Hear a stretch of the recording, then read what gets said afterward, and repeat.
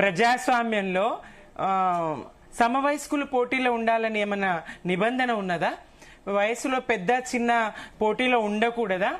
ఓటమి అనేది ప్రజాస్వామ్యంలో సర్వసాధారణం కదా, గెలుపోటములు. రేవంత్ రెడ్డి గారు ఓడిపోలేరా? ఎర్రబెల్లి దయాకర్ రావు గారు ఓడిపోయిందంటే రేవంత్ రెడ్డి గారు వాళ్ళ నియోజకవర్గంలో ముందు ఓడిపోలేరా? గెలుపోటములు సహజము. ఇప్పుడు ముఖ్యమంత్రిగా ఉన్నటువంటి రేవంత్ రెడ్డి గారు కూడా ఓడిపోయే ఎంపీగా వెళ్ళిండ్రు. ఒకటి. రెండోది, ఇక్కడ కేతన్పల్లి విషయానికి వస్తే బాల్కా సుమన్ గారిని అనే అర్హత వీళ్లకు లేదు. అక్కడ వీళ్ళ మెజారిటీ ఎంత? అక్కడ ఉన్నటువంటి 24 మంది కౌన్సిలర్లలో 10 బీఆర్ఎస్ గెలుచుకున్నాం, 4 సిపిఐ, పొత్తులో 2 కూడా సిపిఐ బీఆర్ఎస్, 14 అయినాయి. 14 ఉన్న చోట 7 కాంగ్రెస్, 1 ఇండిపెండెంట్. ఆ ఇండిపెండెంట్ ను చేర్చుకున్న వాళ్ళు 8. ఎక్స్ అఫిషియో ఓట్లు 2 తండ్రి కొడుకులు ఇద్దరి ఎంపీవి మంత్రి గారు వేసుకున్న 10. ఇక్కడ ఎవరి మెజారిటీ ఉంటుందండి? ఇక్కడ శాంతి భద్రతలకు విఘాతం కలిగిస్తూ ఎన్నికల వ్యవస్థను ప్రజాస్వామ్యాన్ని కూనీ చేస్తూ రెండవసారి ఎట్లా వాయిదా వేస్తారండి? అక్కడ ఉన్నటువంటి సిపిఐ సభ్యుడిని బలవంతంగా కుర్చీతో సహా ఎత్తుకెళ్లే ప్రయత్నం ఆ ఇండిపెండెంట్ అభ్యర్థిని పంపించి, అక్కడ సీసీ ఫుటేజ్ కనుక తెస్తే, ధైర్యం దమ్ము ఉంటే అది బయట పెడితే అక్కడ ఏం చేశారు, ఏం జరిగింది ఆ హాల్లో, ఎన్నిక హాల్లో అనేది క్లియర్ అవుతుందండి. వాళ్ళు దాడికి తెగబడితే అక్కడ ఉన్నటువంటి సభ్యులందరూ ఆయనకు రక్షణగా ఎక్కడికి తీసుకెళ్తారు, మా సభ్యుడిని ఎక్కడికి తీసుకెళ్తారు, ఇది ఎక్కడ న్యాయం అని రెండోసారి జరిగినటువంటి ఎన్నికల్లో ప్రశ్నిస్తే ఆ మహిళా సభ్యులను కూడా చూడకుండా ఇష్టం వచ్చినట్టు తాగొచ్చి తెగబడి ఇష్టం వచ్చినట్టు వాళ్ళ మీద తగలరాని చోట తగులుతూ వినండి వినండి వినండి మీరు వినండి వినండి వినండి మీరు మీకు సీసీ ఫుటేజ్ తెప్పించే దమ్ము ధైర్యం ఉన్నదా? హ్యూమన్ గారు తప్పు. సీసీ ఫుటేజ్ తెప్పియండి, మీరు సీసీ ఫుటేజ్ తెప్పియండి. మీరు ఆ దమ్ము ధైర్యం ఉన్నదా? 14 మంది ఎన్నికైనటువంటి చోట 14 మంది ఎన్నికైనటువంటి బీఆర్ఎస్ బలము 14 మంది, మీ బలం ఎంత? ఎక్స్ అఫిషియో ఓట్లు కలుపుకున్న 10 మందే. ఒకటి, అక్కడ రాజకీయ ప్రసంగాలు చేయవచ్చా? మంత్రి గారు స్వయంగా అక్కడ రాజకీయ ప్రసంగం చేసిండ్రు. మీరు అధికార పార్టీతో ఉంటే మీకు లాభం, మీరు అధికార పార్టీతో ఉంటే అభివృద్ధి జరుగుతుంది.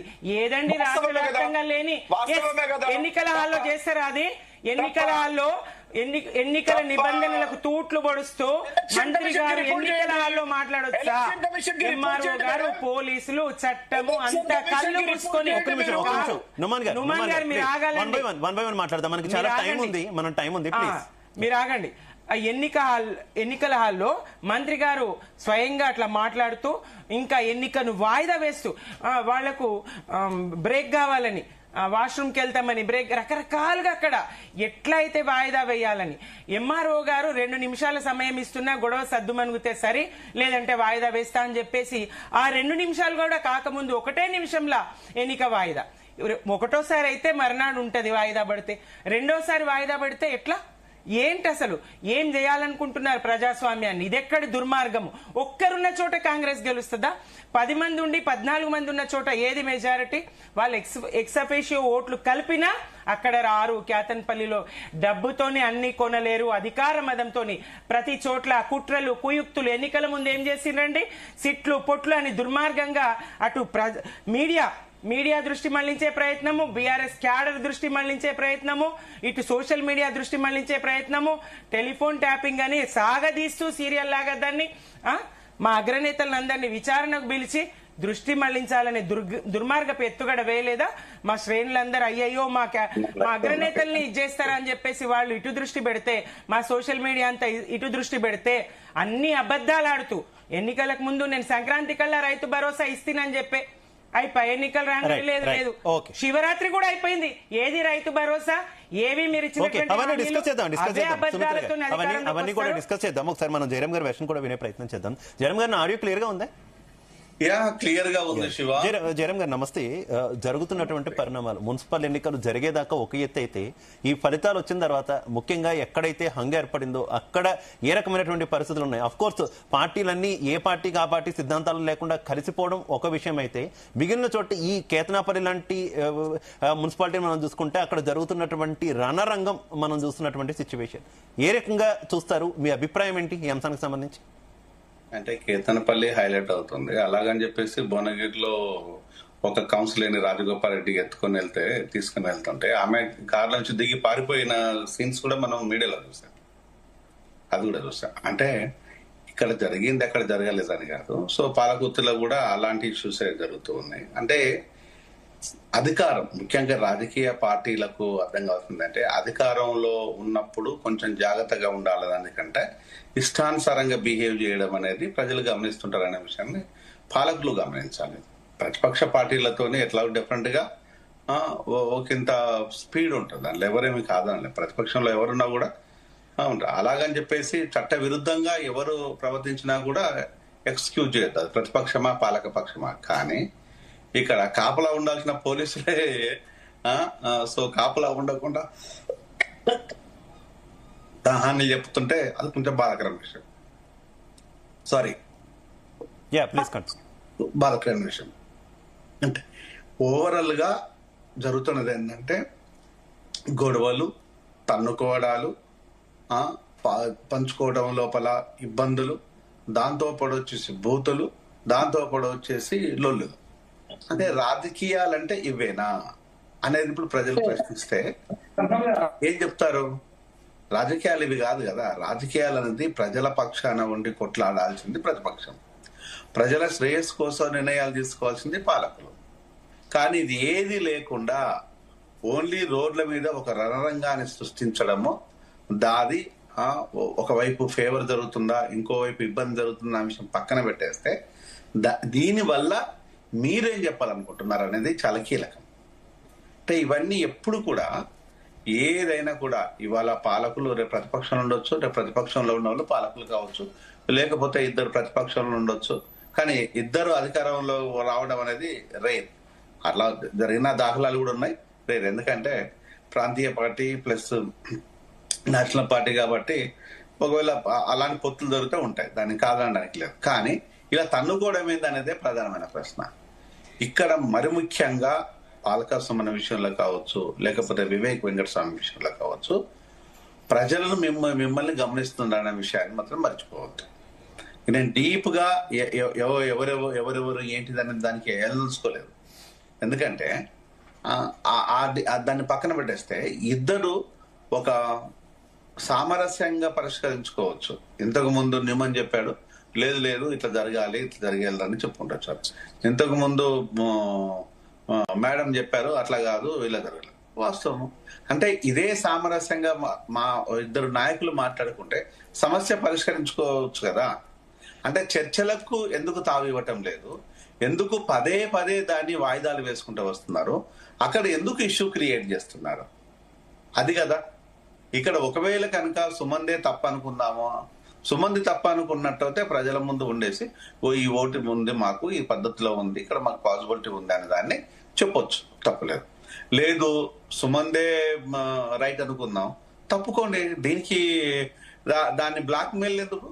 కానీ బీఆర్ఎస్ వెర్షన్ వేరేలా ఉంది కదా జయరాం గారు. కేవలం ఈ అంశాన్ని మాత్రం అంటే అధికార దుర్వినియోగంతో పాటు మహిళల పట్ల తప్పుడుగా ప్రవర్తించారు అనే కొన్ని ఆరోపణలు కూడా బాలకసుమన్ చేస్తున్నారు. ఈ నేపథ్యంలోనే దాడికి యత్నించాము, మంత్రి కారు మీద దాడికి యత్నించాము అంటూ కూడా వారు చెప్తున్నటువంటి సిచ్యువేషన్ కదా. మహిళల పట్ల ఏం జరిగిందన్న విషయాన్ని అక్కే చెప్పాలి. మరి ఏం జరిగింది మహిళా కమిషన్ కు వెళ్ళి మేము ఈ రోజు ఫిర్యాదు చేసి వచ్చాము జయరాం గారు. డాక్టర్ గారు, మేము మహిళా కమిషన్ కు వెళ్ళి ఫిర్యాదు చేసి వచ్చినాము. ఈ మహిళా సభ్యులు ఎవరైతే ఒక సభ్యుడిని వీళ్ళు కుర్చీతో అతను రానన్నప్పుడు కుర్చీతో సహా అతను ఎత్తుకెళ్లే ప్రయత్నం చేస్తా ఉంటే ఎక్కడికి తీసుకెళ్తారు మా సభ్యుడిని అని వీళ్ళు అడ్డుకోబోయారు. తగలరాని చోట తగిలితే మహిళలు వెనుకకు జరుగుతారనేటువంటి కుట్ర బుద్ధితోని వాళ్ళని తగలరాని చోట తగులుతూ వాళ్ళని వెనక్కి నెడుతూ ఆ సభ్యుని తీసుకుపోయే ప్రయత్నం చేసిండ్రు. కావాలంటే వాళ్ళు ఒక్కటే డిమాండ్ చేసిండ్రు, మా 6 మహిళా సభ్యులు ఒక్కటే డిమాండ్ చేసిండ్రు, మేము అబద్ధం చెప్పినట్టయితే సీసీ ఫుటేజ్ తెప్పియండి.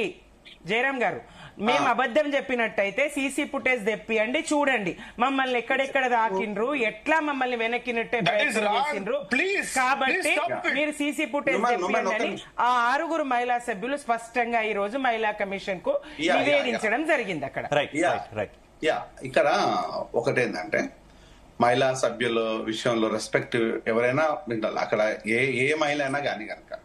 సో అక్కడ మన అక్కలు ఉండొచ్చు, చెల్లెళ్ళు ఉండొచ్చు, మన కుటుంబ సభ్యులు ఉండొచ్చు, ఎవరైనా ఉండొచ్చు కనుక. నేను ఆ విషయం అయితే నాకు వాస్తవానికి తెలియదు, అందుకోసమే నేను ధైర్యంగా కామెంట్ చేయలేకపోతున్నాను. వాస్తవం తెలియదు కాబట్టి. ఇంకొక చిన్న సబ్మిషన్ మీకు, మీరు ప్రతి డిబేట్ లో ఏదైతే మాట్లాడతారో ఇక్కడ నేరం జరిగే ప్రయత్నం ఎట్లా చేయించిందంటే అతన్ని తాగిచ్చి పంపించారు. తాగి ఎవరైతే మహిళల పట్ల అనుచితంగా ప్రవర్తించారో వాళ్ళు తాగి అక్కడికి వచ్చి ఆ న్యూస్ చేసిండ్రు. కేసీఆర్ పెగ్గిస్తే తాగి మీరు మాట్లాడకండి. న్యూమన్ గారు మీరు మాట్లాడకండి. ధైర్యం ఉంటే తెప్పండి, సీసీటీవీ ఫుటేజ్ తెప్పండి. మీరు మాట్లాడకండి. మీకు అర్హత లేదు. కేసీఆర్ గారు అనే అర్హత మీకు లేదు. మీరు మనతో పాటు భారతీయ జనతా పార్టీ నుంచి రవికుమార్ గారు జాయిన్ అయ్యారు. రవికుమార్ గారు నమస్తే. నా ఆడియో క్లియర్ గా ఉందా మీకు? రవికుమార్ గారు, మున్సిపల్ ఎన్నికలు జరగడం ఒక ఎత్తు అయితే మున్సిపల్ ఎన్నికల ఫలితాల తర్వాత సిచ్యువేషన్ అయితే రాష్ట్రంలో విచిత్రంగా కనిపిస్తుంది. ముఖ్యంగా భారతీయ జనతా పార్టీలో కూడా కొంత ఈ మున్సిపల్ ఎన్నికలు ముఖ్యంగా హంగు వచ్చిన చోట బీజేపీ కొన్ని చోట్ల ఇతర పార్టీలకు మద్దతు ఇవ్వడం, సైద్ధాంతికంగా వ్యతిరేకించేది అలాగే రాజకీయంగా కూడా వ్యతిరేకించేటటువంటి పార్టీలకు మద్దతు ఇచ్చారు అనేటటువంటి ఆరోపణల మీద కూడా కొంత ఇంటర్నల్ గా బీజేపీలో కూడా చర్చ నడుస్తుంది, కొంత అసంతృప్తి నడుస్తుంది అనేటటువంటి వార్తలు కూడా ఉన్నాయి. ఏం చెప్తారు, నిజమా? బీజేపీలో ఎక్కడ కూడా అసంతృప్తి లేదండి. అది మీరు అనుకుంటున్న విషయం. బయట వస్తున్న వార్తలు, గాలి వార్తలు, ఎక్కడ కూడా అసంతృప్తి లేదు. మున్సిపల్ ఎలక్షన్ లో మాకు మంచి ఫలితాలు వచ్చినాయి. ప్రజలు మమ్మల్ని ఆశీర్వదించారు. మాకు కావాల్సినంత ఓట్ షేర్ ఇంకా కొంచెం వచ్చింటే బాగుంటది కానీ అనుకున్నంత ఓట్ షేర్ ఇచ్చారు. సెల్ఫ్ సాటిస్ఫాక్షన్ లో ఉంది. మంచి ఫలితాలు వచ్చాయి అనేది సెల్ఫ్ సాటిస్ఫాక్షన్ లో ఉంది. 3వ స్థానంలో ఉన్నారు. వాటిని మంచి ఫలితాలని ఎట్లా అంటున్నారు? మీరు వచ్చే ఎన్నికల నాటికి అధికారం చూసుకుంటున్నారు తెలంగాణలో. ఇలానే కంటిన్యూ అయితే అధికారం వస్తుందా? 100% మీరు ఆ విధంగా చూసుకుంటే పోయినసారి మున్సిపల్ ఎలక్షన్ లో కాంగ్రెస్ కి వచ్చిన 2 సీట్లు అనుకుంటా. 2 మున్సిపాలిటీస్ అంతే, 2-3 మున్సిపాలిటీస్.